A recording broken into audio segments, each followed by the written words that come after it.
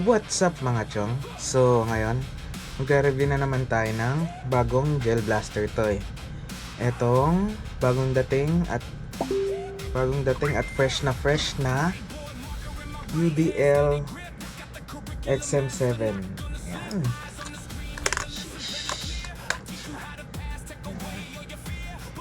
So pero wala to, hindi to kasama, nilagdag ko lang. Yan. So ito yung magazine. Pa pala natanggal. Ayan. So, meron na siyang MOSFET. I think, meron na to. Ayan. So, nagpi-free feed na siya. And then, yun lang naman. Tapos, foldable din tong kanya nga ito, pindutan lang siya dito. Pindutan lang siya dito. So, foldable din yung ano niya. Yung buttstock niya.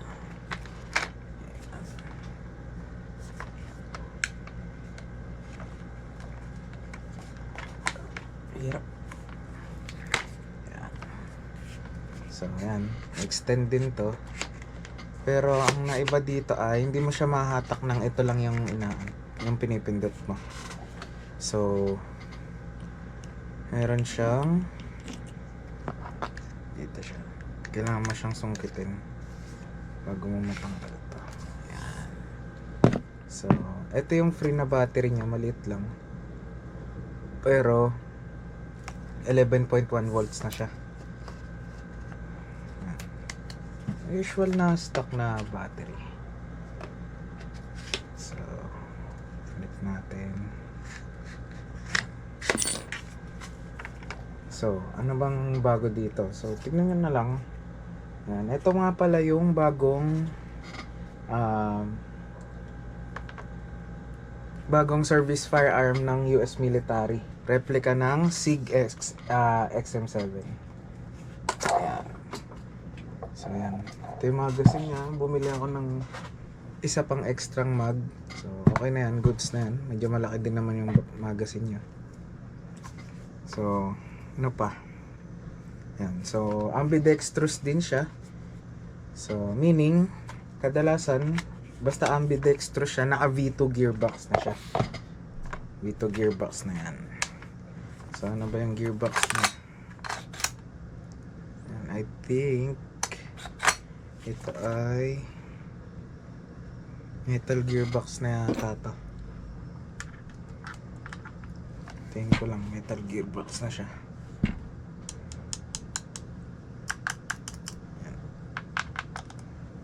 Metal gearbox. Okay, syempre pag metal gearbox, matic metal gears. Yan. Tapos meron din siya dito yung bolt catch. Yan. Yung bolt catch. Dito yung yan. Pwedeng dito. So, yan. Pwede rin namang dito. Ito. So,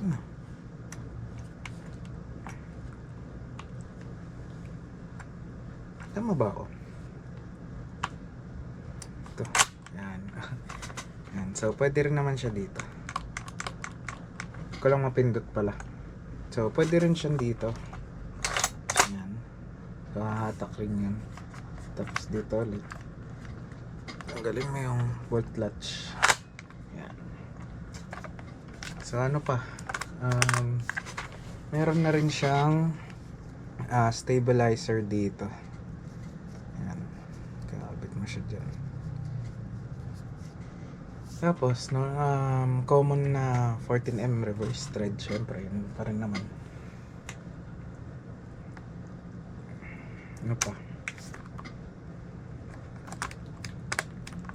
So, yun lang. Markings, trades. Yan. Ganda ng mga trades niya. Parang ano talaga yun. Dito. SIG. Tapos yan. May QR code pa. Yan. QR code pa siya. Spear and SIG MCX Spear. So ang XM7 kasi ginagamit siyang pangalan sa military mismo, pero ang commercial na pangalan nito, commercial name niya ay SIG MCX Spear. Yan. So ang length niya pala ay kasi nga ba siya halos ng ng Bohan SR16. Kasi nga ba siya halos ng Bohan SR16. So wait lang, kunin natin.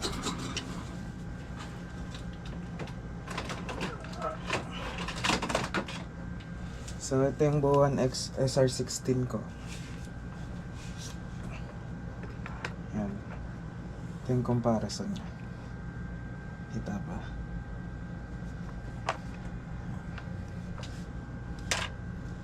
Side by side. Yan. Halos lang naman, hindi naman siya ganun kahaba. Pero nakatupi pa yung buttstock niya niyan. So pagka hindi nakatupi, yan, pwede abot na siya.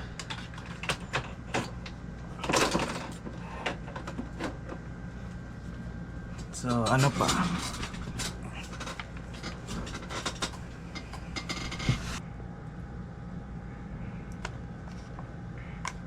So yun lang.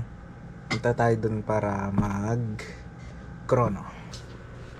So yan. Ito na yung SIG XM7 or SIG MCX Spear natin. So ito yung magazine nya.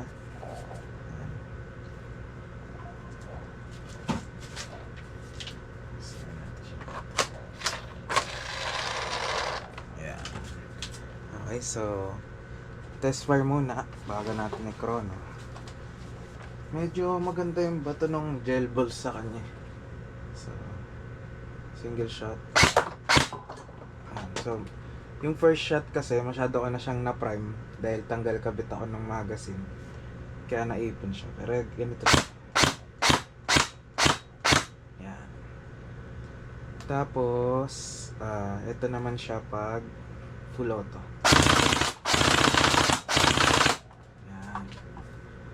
Okay, so chrono natin.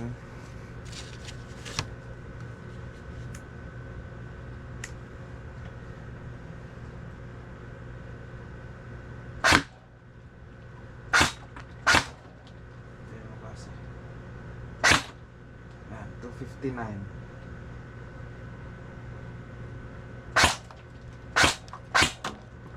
Accurate. 264. Medyo mabigat kasi guys, mga nasa 4, I think mga 3 kilos din siya. 262. May napakita ko sa inyo yung average siya, max na lang.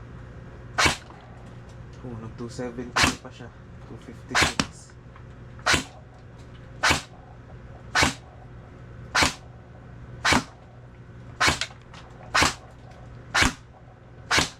So ayan, 15 shots. Tapos ang average niya ay 243. Pero 260 dapat to, may naligaw lang kasi na 17 fps. Tinesting ko kanina 260 siya. Tapos ang max dito ay 272. Naligaw lang din to. Ayan. May naligaw lang na minimum na 17 fps. Kaya siya nag average ng 243. Pero kanina nung tinesting ko 260 ang average niya. So next naman ay yung RPS niya. Diyan nahirapan lang ako kasi wala yung stand nung chrono.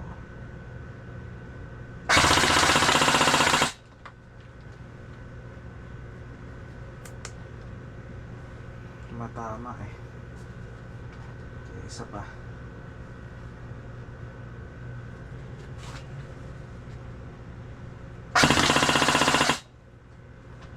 Wala nang bala pala. Okay, so take 2 tayo ng RPS check. Try ko siya shoulder. Medyo mabigat talaga.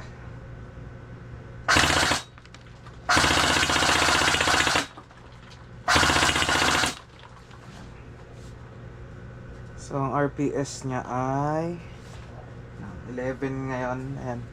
11, pero kanina 15.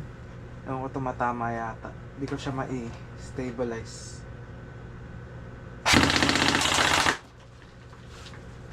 Ayan, 15 siya. So, 15 RPS or rounds per second.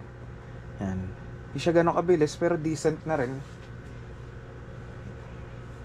Tsaka feeling ko maganda yung bato niya. Tignan ko sa dito, mga bato. Mga 3 meters siguro to. 3 to 5 meters. Malapit. Try natin. Okay na rin siya. Yan. So, ito naman ang next natin na i-field test. So, yun lang. So, as always, kung gusto nyo makapanood ng field test netong UDL SIG XM7, yan. Marami pa tayong i-review dito na units at ite-testing, i-field test. Like, share, follow, and subscribe to Sir Rizzy FPS. So, yun lang. Peace.